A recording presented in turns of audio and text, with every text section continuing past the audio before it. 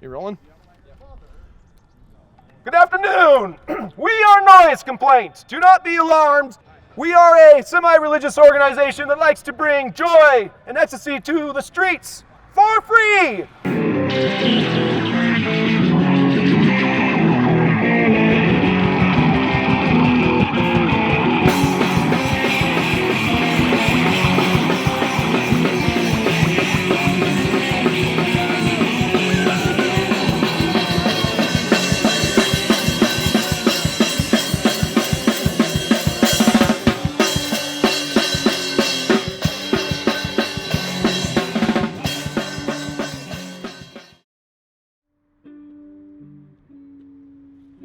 It's one of those things where it kind of happened by accident. People were showing up with instruments, more people showed up with instruments.